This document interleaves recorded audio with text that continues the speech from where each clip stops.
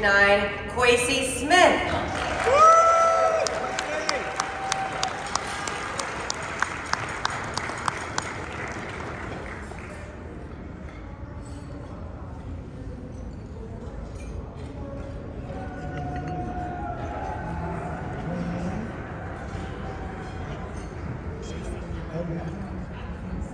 What's up, Arizona? I think we can do a little better than that. I said, what's up, Arizona? Where you at, State 48? Thank you, Mr. Smith goes to one. Madam Chairwoman. It's good to be with you all. It's good to be. I feel like I'm at home, actually, because there's a lot of Arizonans here, and they actually can't wait to get home to see family and friends. I'm honored to be here today, and thank you for this space. I think that it has been said over and over again, and I want to reiterate it, that Arizona is a battleground state, but I want to elevate that some. I think Arizona is ground zero. Oh, yeah. I know they think it's the blue wall. I think Arizona is ground zero. Because if anybody in these United States of America has a battle on their hands and the most to fight for, it is the state of Arizona. It seems to me that we have the most extremists from the far right in our state. People like David Schweikert, people like that demon Carrie Lake, people like Donald Trump that keep showing up at our backyard, and Lord knows Paul Gosar. And it's time for us to send people like that home. They don't belong in our politics. They don't belong anywhere near the Capitol, and they don't belong in your doctor's offices as well. One of the things about me, they said to me when they came, and actually they asked me to run for Congress. Go figure that. A young black guy from Blythe, California, running against a racist from Yavapai County. Go figure that. I'm not a man of that comes from a extreme background. They say you have to grow up on the right side of the tracks. I have to be honest with you, I've never seen these tracks, so I can't tell you which side is the right side. But let me tell you something very personal. I grew up with a single mother. My father died when I was 11 years old from sickle cell anemia. Every meal I ate as a child, I ate off of welfare and food stamps. I can say it because I don't need a teleprompter and I don't need a speechwriter. It's what I lived every day. I know what it's like to wake up and shake rats and roaches out of your clothes because you're poor. I graduated high school with a 1.9 grade point average right out there in Blythe, California, that little town in California that borders Arizona.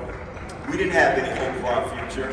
We slept in the bed together because there was a little 3-bedroom apartment, and I had 2 brothers and a sister. My sister got her own room, and until I was a senior in high school, I slept in the room with my brother. But this little kid from Blythe, California, that grew up with a single mother, I remember going down as a child to the WIC and the welfare office. I remember going down to the commodity stations and eating government cheese and powdered milk. The little can that had pork with the pig on the front. That's what I ate as a child. But I stand in front of you today a proud Arizonan, a veteran of the finest fighting force in the country, the United States Marine Corps. I went back to my little town and I served as a police officer when I could have went to big police departments and done great things. Graduated Police Academy #1. They wanted me to go to LAPD and all these other places. I went right back to my little 4-square-mile town and served as a police officer for years. As a federal investigator, part of the Lilly Ledbetter Act that led to women being paid equally, and some of the LGBTQ reforms and prosecuting those cases in federal court. As a federal investigator for the EEOC, I was on the front end of many of those cases, making sure that LGBTQ people were treated fairly in the workplace.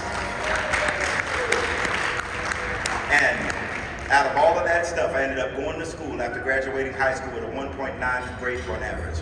I have multiple earned college degrees, 2 at the doctoral level, and I am the owner of one of the fastest growing civil rights law firms in the state of Arizona today.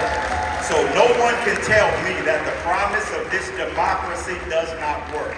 One of the things that I was aware of when I was a police officer back in the day, Yolanda, there'd be a big bar fight going on down in town. I was a young cop, I would run back in until I got hit with a couple of pool balls and pool sticks, and then I learned a better way.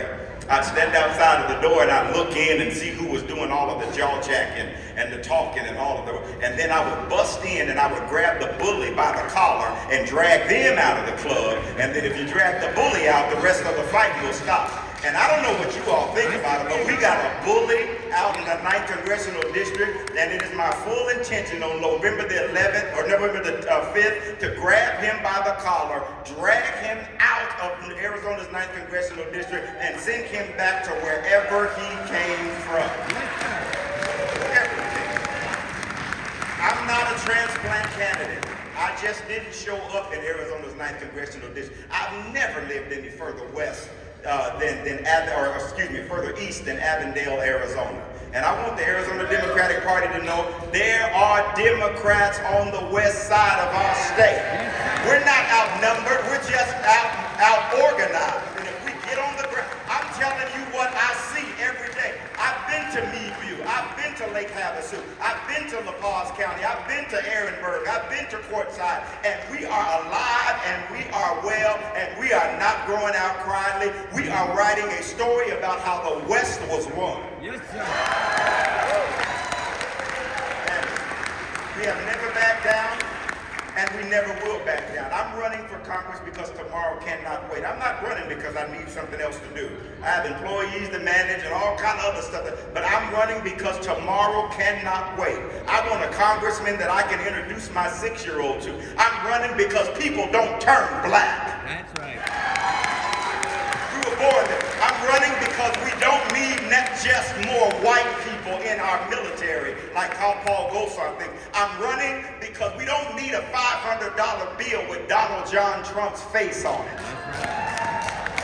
We need better pay for our school teachers. We need more water so that we can support the infrastructure and the dynamic growth that's happening on the west side of the state of Arizona. And you have to have somebody that has the capacity. This election is no longer about character. This election is about whether character matters to you.